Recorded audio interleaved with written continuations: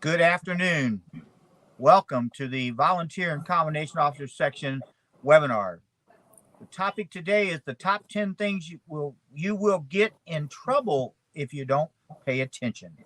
Chief Tim Holman's going to be our presenter, but before that, we have a few things to talk about what the VCOS is doing. So, audio is being broadcast over voice over IP technology. If you have problems, first of all, if you have problems and it locks up, log out, log back in. I had to do that right before we were in the practice session. But if you have problems, go to webinars@ifc.org or via the chat function, which I will be monitoring, as well as Sherry, our coordinator. Uh, we do have, if there's any chat that's going on, I'll be monitoring that during the process, question and answers. I'm not sure if Chief Holman presented any handouts, but they are available through the link that you got when you registered.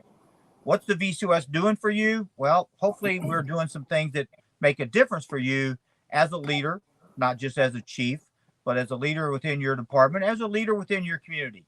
But those are some of those. We're looking at Symposium in the Sun for 2023 in a couple weeks. I would regret to tell you that if you have not registered for it, you're too late. We're sold out. We have over 570 attendees that will be coming to Clearwater Beach in a couple weeks for what we believe is our 21st Symposium in the Sun. Other things that we're doing is one of them is these webinars. We're doing them every week. I am scheduling webinars now through March of 2024. And hopefully the topics that we are selecting, and we select some topics from information from you. So if you got something you'd like to hear us talk about on a webinar, please send me a note and we'll be glad to consider that. We're looking at a critical thinking boot camp to try to help our fire chiefs and leaders how to do critical thinking and get past the obvious answers to some of our problems. We're good at identifying problems, but we don't solve many of those problems because we don't do critical thinking. Here are some of the future webinars that are going on, and then 2023 events as well as 2024. Don't forget Fire Rescue International is in August of 2024 in Dallas.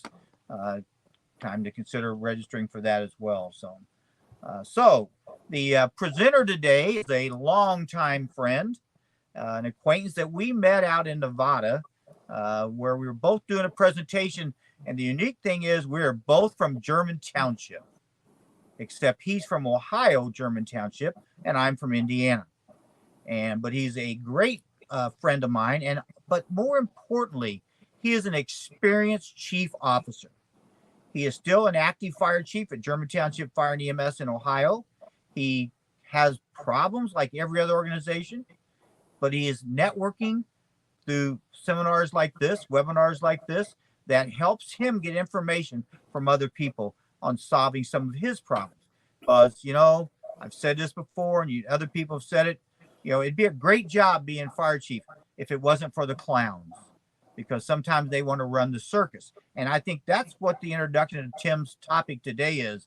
If you let the clowns run the circus, you're probably going to get in trouble. So don't ignore some of those things. So Chief Holman, it's all yours. Thank you, John. The way this is going to work today is I'm going to go through 10 different items, and we're going to give you a scenario. All these scenarios are real-life scenarios, either in my department or someone else. But I've worked with departments in 42 states, so they could be from any of those areas. But we'll go through the scenario, and then I'll talk about, how could this be resolved so it's not a problem, and hopefully the information will be beneficial to you. So the first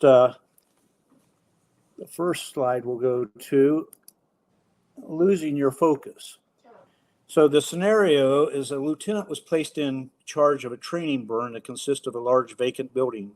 Once the building was well involved, the chief walked around the building to see how things were going. As he approached the front of the building, he found a lieutenant on a hose line. He asked the lieutenant why he was on the hose line instead of command. He said, "I know what's going on." The chief then told the lieutenant to look at the two houses behind him. As he turned, he could see the vinyl siding melting off both houses. So I guess the question is, what's the problem here? The most common cause of team burnout or team ineffectiveness is lack of focus. This can be seen on and off the emergency scene. Focus is made up of mission, vision, and goals in most organizations. At the scene of a fire or an emergency scene, we usually think of the mission. What do we have in front of us? How are we going to fix this, make it better? Our goal is always to make the scene better than it was when we arrived. So command will give different goals for the firefighters. They'll lay lines, they'll do an interior attack or do a transitional attack, whatever the goal may be. Every firefighter's action should be in direct support of the mission and goals that command has set up. If the leader fails to provide the focus, the firefighter will establish their own focus. And that focus will most likely be centered around the individual and not the organizational efforts. Another aspect of focus that I've been doing a little bit of research on, and I kind of came up with this name, it's called flame lock. And I have witnessed this both in our department and other departments that I've worked with. Basically, we're at a working fire and we have someone on a hose line and they become mesmerized by the flames. Actually, they look like they're hypnotized sometimes and they're unaware of what's going on around them. And this is how a lot of firefighters get in trouble. We think that we've got everything under control. I'm knocking the flames down, but I have lost my overall focus of my surroundings. There could be an impending flashover coming, a structural collapse, and we have no idea because we're so focused on the flame itself. And another example of this, we had a barn fire several years ago, and the barn was not fully involved. They had a large fire inside. I had a firefighter in a doorway. I was doing my second 360, and I came around and I noticed that the doorway was crooked, and I told him to pull out, and he didn't even hear me. So I had to repeat it several times to pull out. And about a minute and a half after he pulled out, the building collapsed. He was so focused on the flames that he lost the focus of what was going on around him. So whether it's in the station or if it's on the fire scene, losing the focus can create a lot of problems for us. And it's the responsibility of the officers to maintain that focus and make sure everybody is tuned into it. So remember that light becomes a powerful laser only when the light is focused. Focused energy is powerful energy, so keep the people focused. And I think that's a very important aspect of what we're talking about today. The second one is having a bad attitude. Now, maybe you don't have any of those in your department, and if you don't, that's wonderful. But I have visited many fire departments that have a lot of problems with attitudes, not only in the command structure, but also in the frontline firefighters. This scenario is a department that I worked with several years ago. The fire department chief and assistant chiefs asked me to help them. They said the morale was very low and it was less than optimal for operations. So I went in and I interviewed all the members of the department individually. And at the end, it was clear that the assistant chief was the problem. He was promoted from the position of firefighter to assistant chief, and it appeared to me that the promotion had gone to his head. It was like no one was able to do anything right in his eyes. He would criticize everyone and everything that they would do or try to do. He made them reload a hose bed on the engine 3 times because he didn't like it. However, it's the same hose lay that they've always used. So they had to pull all the hose off 3 different times and reload it. He just was on people constantly. He also had the duty crew wash 3 trucks outside when it was snowing and the wind chill factor was 10 degrees. They asked the chief why they couldn't wash it inside, and he said, because I don't want to mess up the floor. The list goes on and on. The chief was aware of what the assistant chief was doing, but would take no action to stop this behavior. This became a very toxic environment for the firefighters. They felt that they had very little support. They had no one listening to them. So I have to ask you a couple questions here. What attitude do you bring to your organization? Are you a negative or a positive influence? Do you build up or do you tear down? Do you look at opportunity in adversity or do you complain about everything? As an officer, your attitude sets the tone for the people you lead. The firefighter, in many cases, will reflect the attitude of the officer. The attitude of the officer will make the organization better, or it can destroy it. Attitudes impact morale. Morale impacts productivity, quality, turnover, and absenteeism. I'm in no way saying that it's easy to maintain a positive attitude. I think it takes work, and we have to remember the brain is like a computer. Whatever it enters, it comes back out. So positive in, positive out, negative in, negative out. I'm also not talking about a Pollyanna attitude where everything is just peachy. I'm talking about an attitude that is consistently working to improve the organization. An attitude that is upbeat and lifts people up instead of cutting them down.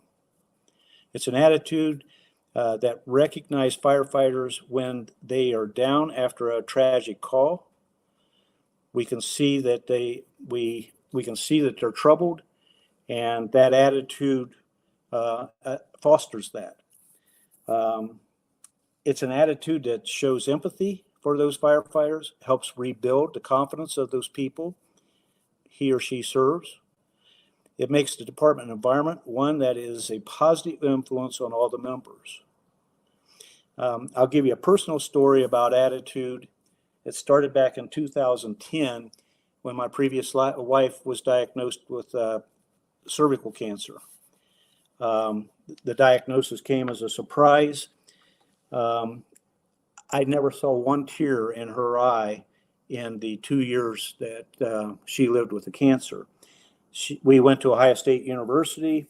They started treatment. She went through chemotherapy, 2 rounds of chemotherapy and 1 of radiation therapy. I know she was in pain a lot, but I never heard her say a bad thing throughout that whole experience. Now, I got to give her credit because I don't know that I could have been as strong as she was. But she always had that attitude that she could overcome, and she just didn't want to complain. She said, I've been fortunate, and if I die today, I've lived a good life. That is one heck of an attitude, and I just praise her for how she went through that. In 2012, she passed away, and she actually died in my arms. I was holding her when she died. But that's the type of attitude that I'm talking about. This, no matter what was thrown at her, she looked at it from a different perspective. So remember, the leader with the right attitude is the solution and not the problem. Our third one is fear of making mistakes. This is an interesting scenario. It happened not too far from me. I was actually on the mutual aid call with them. They had came in as 2 trailers that were well involved in flames. When the chief of the department arrived, he found heavy fire conditions. The flames were spreading fast because of the wind. He made a decision to do a blitz attack. In our area, blitz attack is we use a deck gun. So he's using the deck gun to attack the fire with 1,000 gallons of water. Unfortunately, it was too little for the heavy fire volume he encountered. Multiple homes were destroyed before bringing the fire under control. During the debriefing, the chief admitted that he made the wrong decision. I think there was 4 different fire departments there. We had hydrants, but during the fire, we lost pressure. We couldn't figure out why. I went over to the hydrant to check it, and one of the residents in this mobile home park had turned it off, or turned it halfway off, so we lost a lot of pressure. I asked him why he did that, and he said, "I'm afraid the EPA is going to make us boil water." And I said, "Well, you won't have to worry about it if we don't get these fires under control." And so he turned it back on. So my point here is all officers make mistakes, but your mistake does not define you. Never let your mistakes pull you down to the point that you cannot recover. It is impossible for us as officers to make the right decision in every case. The lack of information and changing dynamics makes it next to impossible to make the right choice 100% of the time. As an officer, you can deny the mistake was made and place the blame on others, thus creating an atmosphere of distrust, or you can accept the responsibility for the mistake and learn from it. This, in turn, enhances the trust within the organization and increases your credibility. Allowing people to make mistakes creates a learning environment where people are not afraid to make the tough decisions. Now, I know that comment probably disturbs some of you, and maybe a little uncomfortable. But what I'm saying is, so let me put this a different way. Making the same mistake over and over is called poor performance and cannot be tolerated at all. Making a mistake and learning from it will grow your department. Never confuse a mistake or a failure as failure of life. If you would have quit after the first attempt of walking, you'd still be crawling on all fours. I know that we all made mistakes. I've made mistakes, and I can tell you one of the fires that I was on, and this kind of changed our whole culture within our department. I made a couple bad decisions in that fire, and when we came back and debriefed it, the first thing I said, I want to apologize because I made some bad decisions here. And I went through all the decisions. And I said, this is what I should have done, and I didn't do it. So about a couple minutes later, one of the lieutenants says, well, this is what I did, and it was a mistake. And then another person said, well, I made a mistake too. Me admitting that I made a mistake allowed them to share their mistakes. They knew they weren't going to get in trouble for making a mistake. So poor performance, not allowed. Making mistakes, learning from it, is allowed. So remember, most success is preceded by mistakes and or failure. My dad always told me when I got in trouble for something, a couple of days later, he'd say, so what did you learn from that? Well, the main thing I learned was that his belt came out of his loops pretty quick. So, but I did learn from my mistakes at a very early age. Let's see what number 4 is. Allowing poor performance. Now, this scenario is a little unique.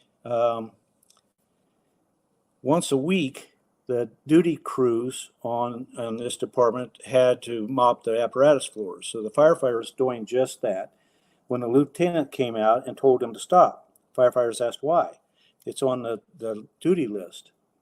The lieutenant response was, because I wear the red helmet. Now, I call this an ego-driven leader, okay?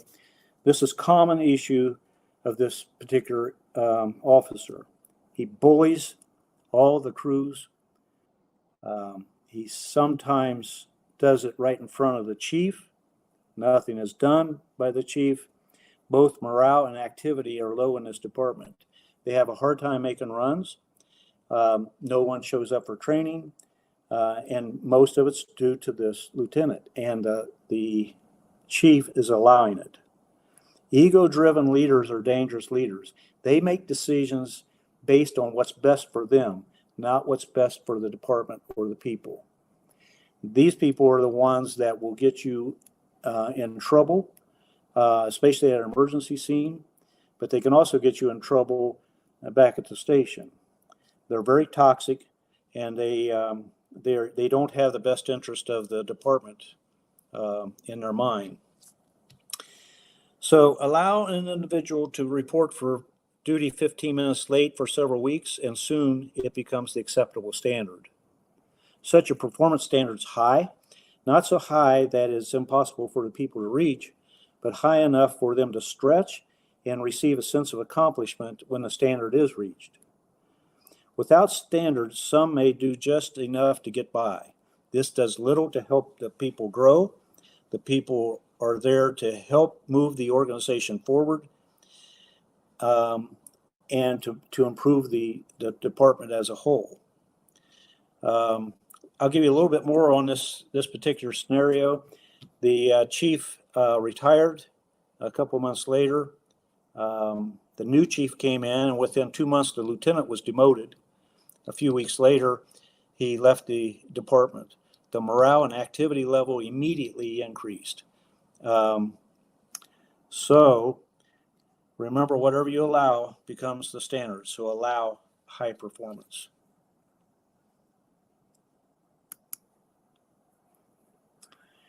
Number 5 is trying to lead when you don't care. The fire department captain is in the hospital. She was on a medic unit. She had serious injuries, and she received those when she was on the medic unit responding to a call. A semi ran a red light and hit broadside on her side. She was flown to a trauma center. She had serious injuries, but she was expected to survive, which she did. All the firefighters made a visit to the hospital to encourage her, including the chief. However, the assistant chief did not. He said it would present a wrong impression and he would lose respect from the other firefighters. As it turned out, he was right. He lost respect from all the firefighters. I think this particular rule is the basis for our department and the way we take care of our department. I think caring for the people you serve is a must. It develops trust. It increases trust with the members of the department. I think that it's probably the centermost part of our culture at German Township. When we interview for new people, we're very picky, and we have a very, very hard interview process. And I don't do the interviews. I allow the members to do the interviews. So we'll have 5 people, frontline firefighters, EMTs. They'll do the interview. They have a list of questions to go through. I sit in on those interviews, but I don't say anything. I just listen. After the interview's over, I'll ask the 5, I said, so what do you think? Well, the last interview that we did, the one person in the group said, well, I think it'll be okay. And I said, wait a minute. I said, I hear hesitation. And somebody else says, I'm just not sure. I don't know. And I said, let's interview him again. So we brought him back in within a week, and they went through the interview again. At the end, I said, so what do you think? And they said, oh, no, we don't want this individual. Now, the idea here is 5 people can see more than just one person can see. So one person had a feeling about this individual, and that's the reason we re-interviewed him. So we try to figure out how much the people care. We ask them about things that they've done in the past in an interview. I want to know, is this a caring individual that we're going to bring on? Now, we have a year probation, and I know that those things will come out, but if I can weed them out at the interview process, that's the best time as far as I'm concerned. Caring doesn't stop with the officers. Everybody in the department needs to be caring about each other. We also need to be caring about our patients, our victims, and the community in general. It increases the credibility and the respect of those you serve. Consider sending birthday cards to the members of your department, or a thank you card for a job well done, or a thank you sent to the members during their anniversary date. Just little things like this will make them feel more like they're in the department and that somebody really does care. I've been in departments where there was no family type atmosphere, and it was detrimental to the organization. Think about sending a firefighter's family a card and thanking them for allowing their spouse to be a member of your department. Where would you be without good, dedicated people to support you? Also consider this: the people in your department are human. They all have baggage and scars from the past that weighs them down. Everyone that's listening to this webinar has baggage as well. You may have dealt with this, or you may not have dealt with this baggage. You may have pushed it so deep that you don't even realize it's there. Unfortunately, it will raise its ugly head at some point in time when you least expect it. Early on in my career, one of the worst auto accidents that I've ever been on, I responded, and I was the first one on the scene. There was 3 teenage girls that were hit head on by a drunk driver. When I approached the car, I could see that 2 of them were already dead. The third girl was in the back seat, and she said, the last words she said is, "Please don't let me die." Now, when I was 12 years old, my grandfather told me I'd never be worth a crap. He was a little bit more vocal about it than that, but basically he didn't think I was worth anything. And I had a hard time with that. When I was 12 years old and I was riding my bicycle home, I thought, that's my mom's dad, and that's what he thinks of me. Now, I had buried that so deep because I wanted to forget it. But what the byproduct of was that I had to do everything perfect. And there's no way that you can do everything perfect. So I was very disgruntled with myself in many cases. This case with these 3 teenagers came up in 2016. Now, that accident happened back in the 70s. And I started having nightmares about that because I failed her. I didn't save her. I allowed her to die. That was what was in my mind. So PTSD comes about, and I'm just struggling. Now, being a male, I think I can handle it. I knew what the problem was, but I did not want to share it. So I just kept trying to deal with it, and I finally got help. And one of the things, after about 6 weeks of counseling, one of the things that we dug into was the fact that my grandfather told me I'd never be worth anything. And that's why I had so much trouble dealing with this auto accident, is because I wasn't able to save her. So after 18 weeks of counseling, my PTSD was over, and I haven't had any more problems with it. But what I'm telling you here is you have people in your department that are struggling with things that happened years ago, and they don't even know why they're struggling with it. And that may be some of the behaviors that you see in your department. Sometimes they just need somebody to talk to.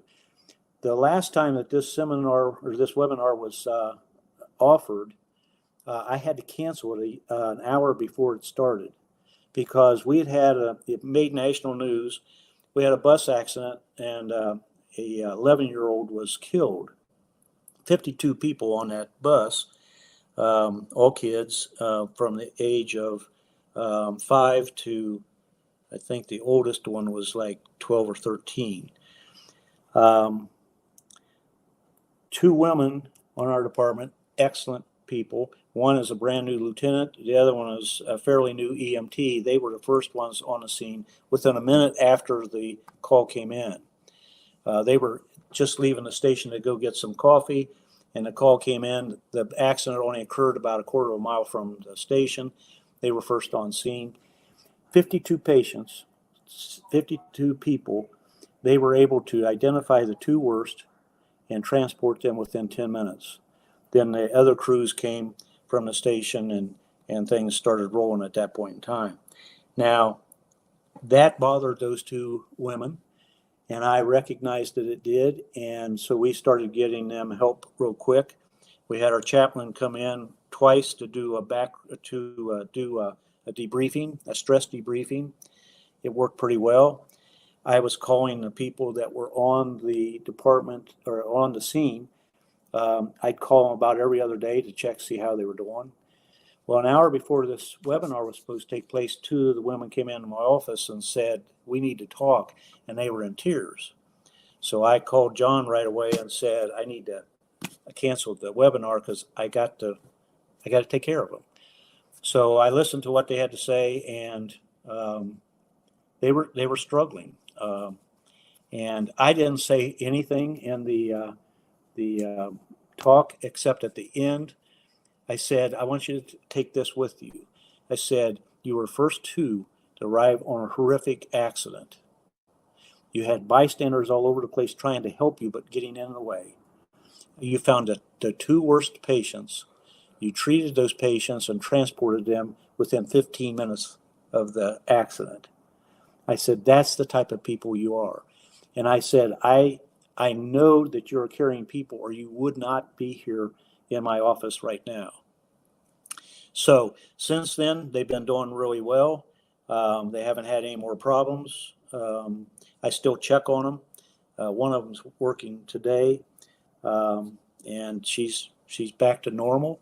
But keep in mind that she could have this buried, and so it's good to just kind of check with them. I check sometimes right in front of everybody. How's everybody doing? And then sometimes I'll pull them in and I say, so do you need to talk or anything? Last night I had one of the lieutenants. She texted me. She's in a paramedic program right now, and she is struggling. She's got good grades, but she is stressed out. So we gave her some time off. She's one of our full-time. And we text back and forth for probably an hour. And my wife says that we have 32 people in our department. She said we ought to be able to take all 32 of them off the income tax because they come to me about everything. I even had one of them come to me one time and said, would you look at this car and see if it's okay for me to buy it? And I looked at it and I said, yeah, I think so. She doesn't have a dad, so I'm the father of 32 people, I guess, is what my wife is saying. So basically, I don't know how you can do this job without caring. Remember, when I came on the department, we were to suck it up. Don't show your emotions. And that is a very poor way to run things. And there's a lot of departments out there that still have that mentality. I'm telling you, you have to care about your people and the people you serve in the community that you serve.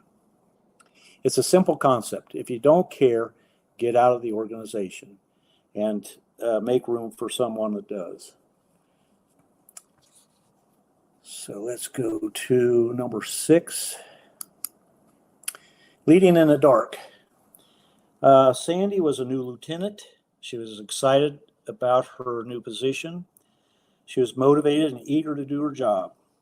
But after several weeks of asking for expectations of the new position, she received nothing from those that were above her in rank. She grew frustrated and disappointed.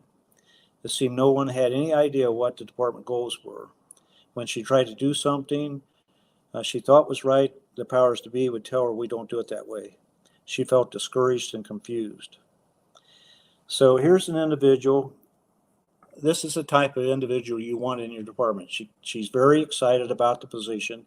She's motivated, self-motivated. She's eager. She wants to do a good job. These are prime people that we can develop into excellent firefighters and officers. But instead, they are discouraging her. Great officers have great visions, but this officer didn't even know what was expected of her. There's 2 problems hidden in this particular case. First, she was the first female officer in the department. The other officers resented her promotion and hoped to discourage her enough to quit. The second problem that I see was the entire command staff was dysfunctional. Major changes needed to take place in this organization, but the chief was part of the problem. You can't do your job unless you know what your job is, and she could not get anyone to explain to her what her role was. So she did become very frustrated. She finally left the department. So the officers that was hoping that they could discourage her, they were successful. But she went to a part-time position in another department and did very well in her position. She later became full-time in that department. And last time I talked to her, she was getting ready to take a lieutenant's exam. So you cannot lead where you cannot see, and you can only lead as far as you can see.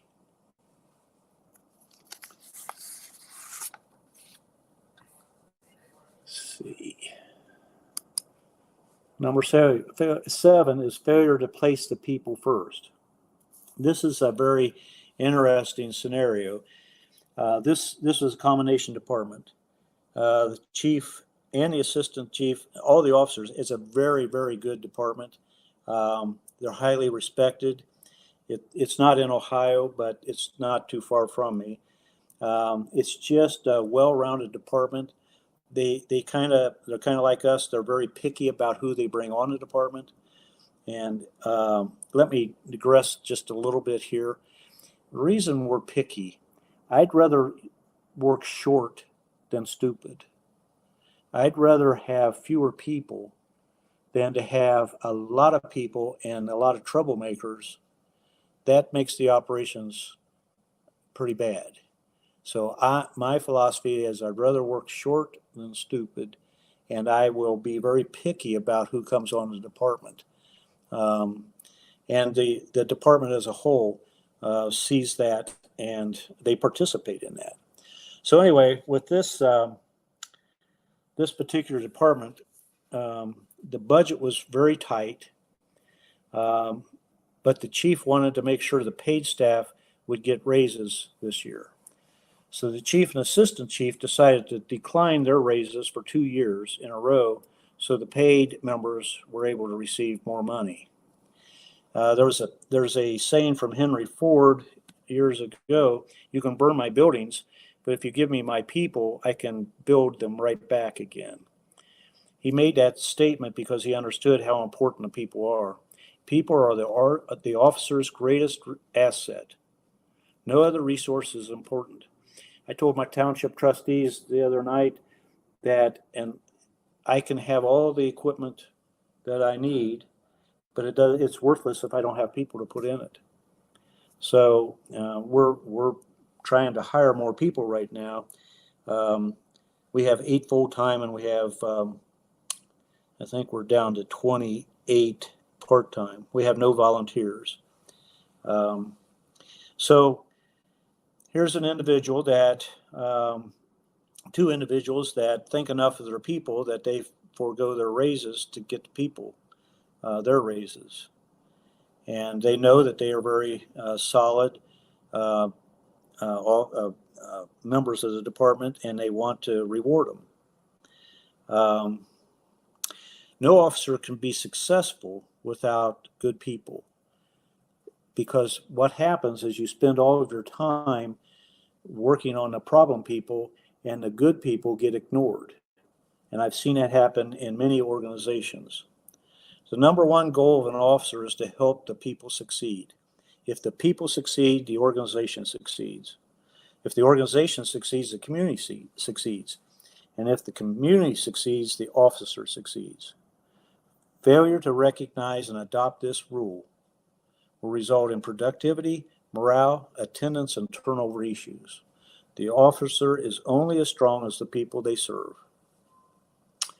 So your success is in direct proportion to the success of the people. So you do everything you can to support the people.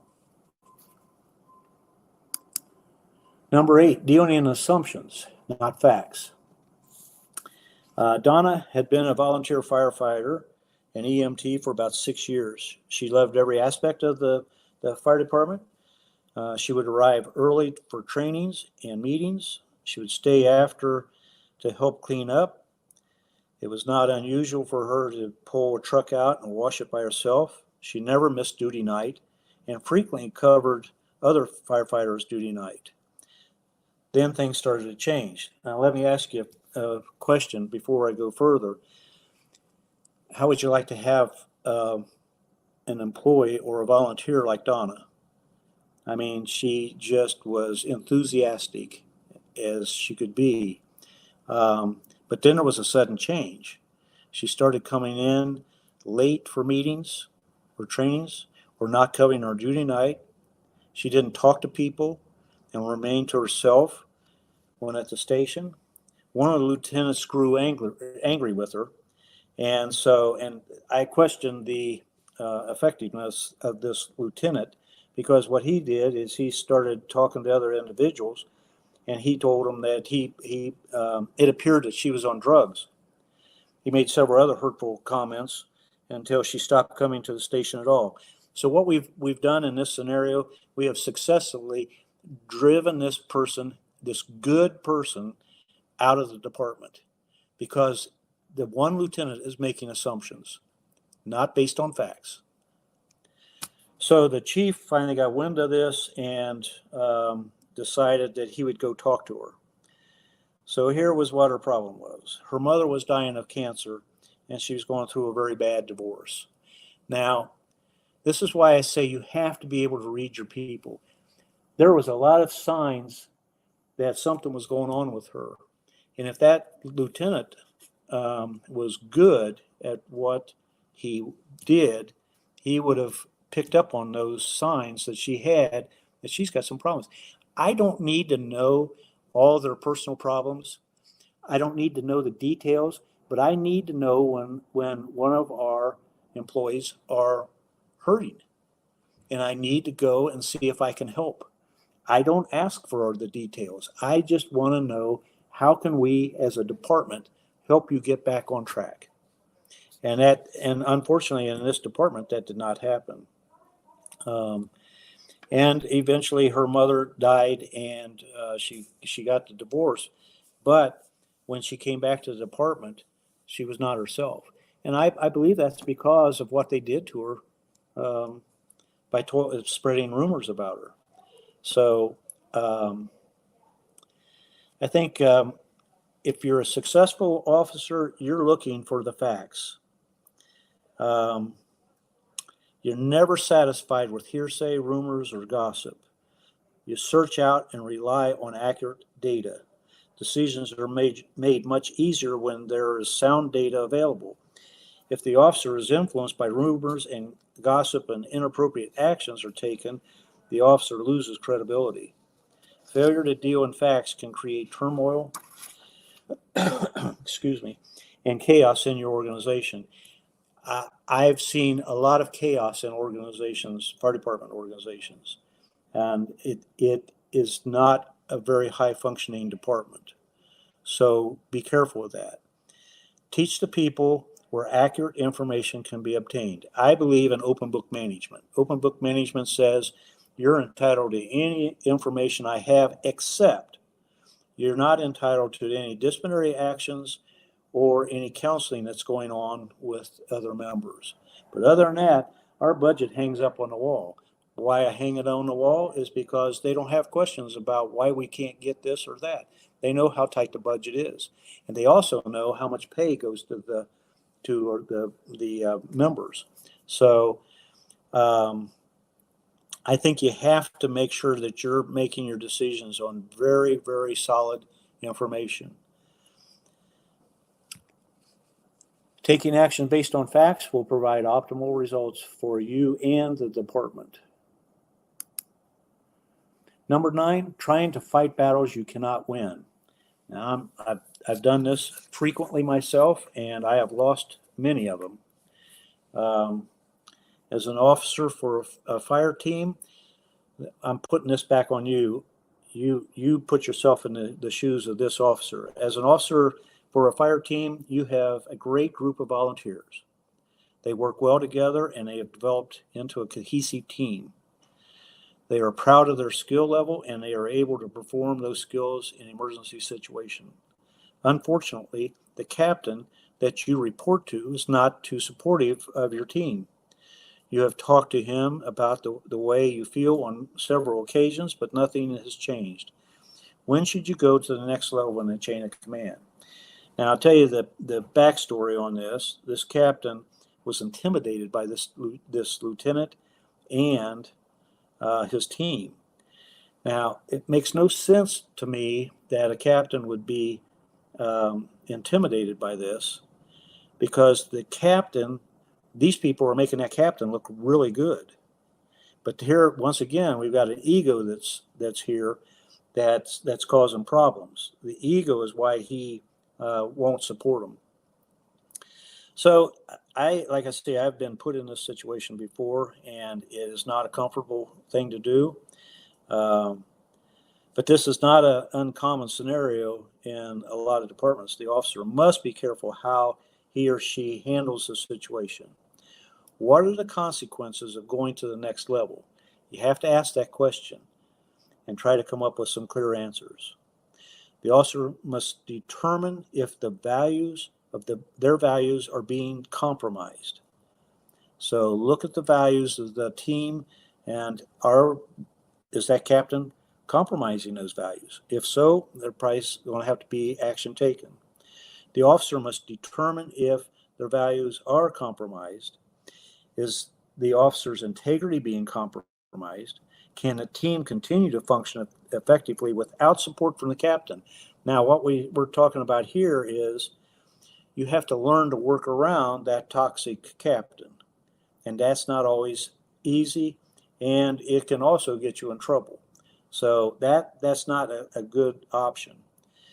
But can you see how hard it would be to keep the members of that lieutenant's team, keep the morale up when they know that there's no support coming from the captain?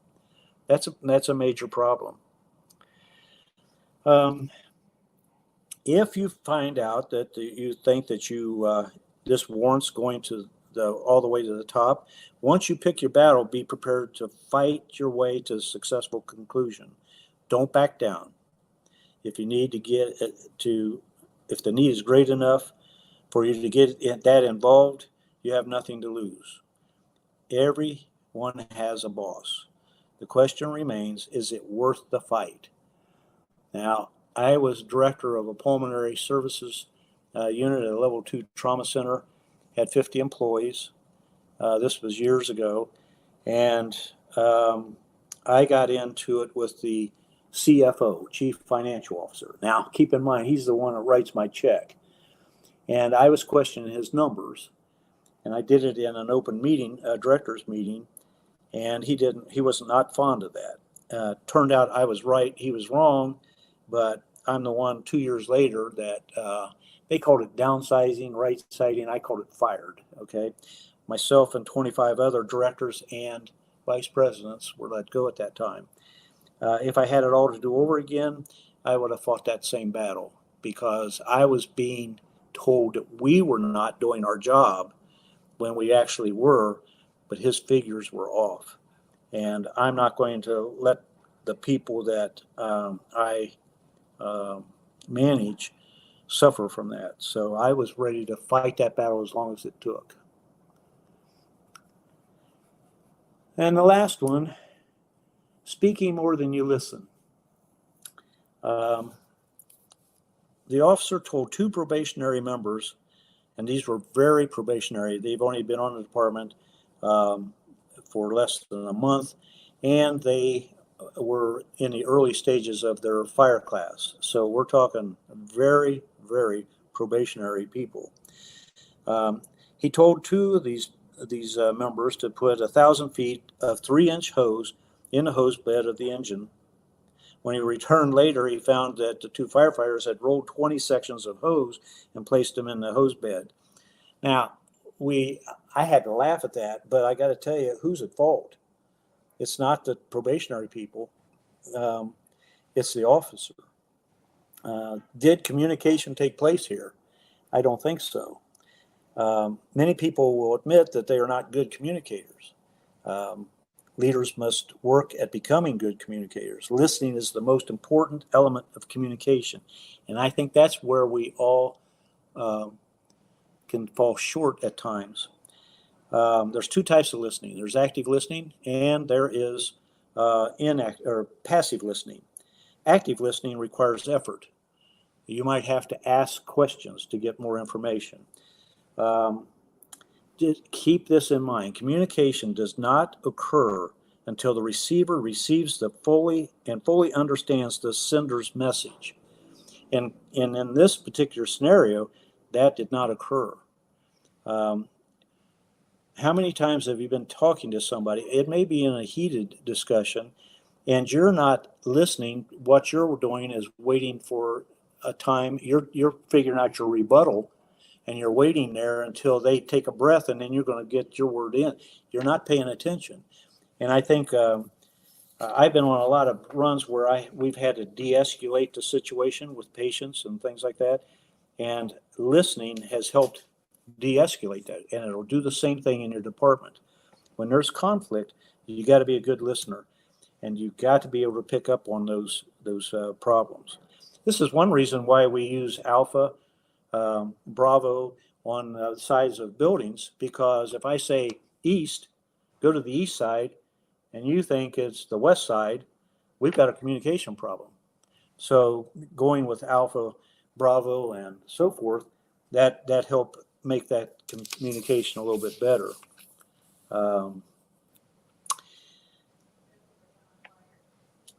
God gave us 2 ears and 1 mouth so we could listen twice as much as we talk. And I appreciate everybody that attended this. My information, I think, is on a slide here coming up. Feel free to call me, email me, text me, whatever, if you have questions. And I enjoyed giving you this information today. Everybody stay safe. All right, Tim. Thank you very much. This has been recorded, and so there you will get an email along with a brief survey. So please let us know what you thought about the webinar. Tim, just I don't really have any questions from the audience, but a couple of your points or things to not ignore. Attitude. How do you have a positive attitude in this day of supply chain issues, staffing issues, performance issues? How do you as a leader maintain that positive attitude? Well, I journal a lot. One of the things that I do every morning is I sit down, I go work out, and then I come home, take a shower, and I sit down and I just journal about issues that I'm having problems with. And once I put that down on paper, I can relate to it better. I can think through that process. But I got to tell you, as I age, I told my captain today, I said, we're not old, we're seasoned. So I said, don't talk about old age anymore, just talk about seasoned.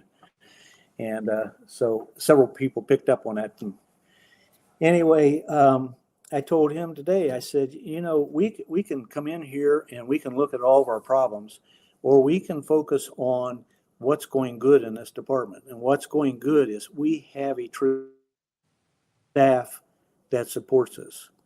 And that's what I focus on. I tend to focus on if I have something negative and I can fix it, I'm going to fix it.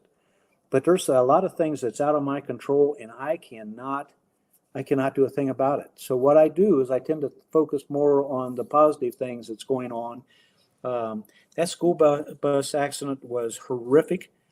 We will be having problems with that for years. But I got to tell you, I couldn't have been prouder than I never have been as proud as I was at what they did. I mean, they just did an excellent job. None of the people that responded had ever been to a mass casualty incident. And I just praise them every day for the job that they did, because they're good people. They like working here. I like working with them. So I just, I'm not trying to be Pollyanna, but I do say that I will focus more on the positive than the negative. Um, and Well, I think you give some good advice, and I know you are a very strong journaler, and I think that is one way that you can journal your thoughts, and you sort of divest yourself of those thoughts because you put them down and you sort of just drop them. Some you or most of them you can drop. So I think that's probably some good advice to people. We wake up every morning.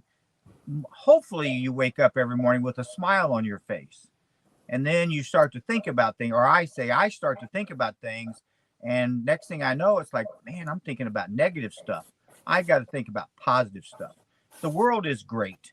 There are lots of challenges in this world, but you look at our lives, most of us have very, very good lives with big major bumps in the road from time to time. So thank you, Tim, for that. I think attitude is so very important. My dad always talked to me about my attitude. In this day and age, with the Gen Z people, you talked about poor performance and not ignoring that poor performance. What are some examples of poor performance that you would say you should not ignore? Well, 91% of our calls are EMS. I'm a paramedic, and I still go out on calls, and I don't like the way some people will treat the patient. I want to engage the patient. I want to develop a relationship with that patient quickly.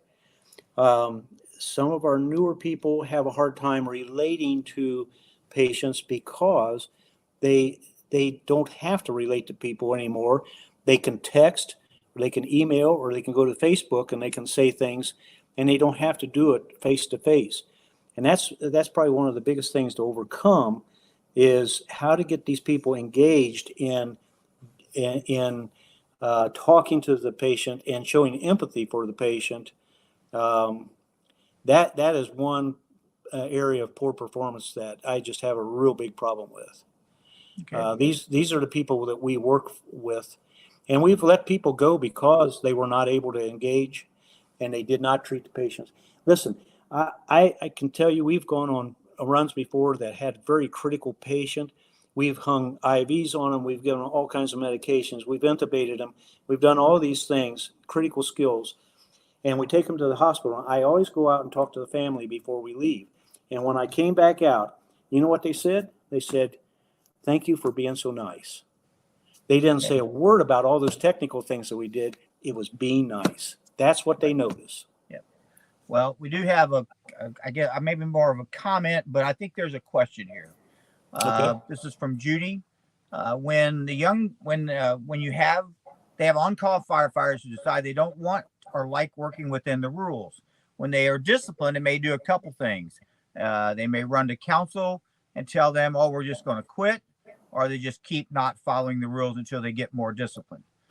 Council gets mad at the chief because we need these people as on-call firefighters, and they're hard to find.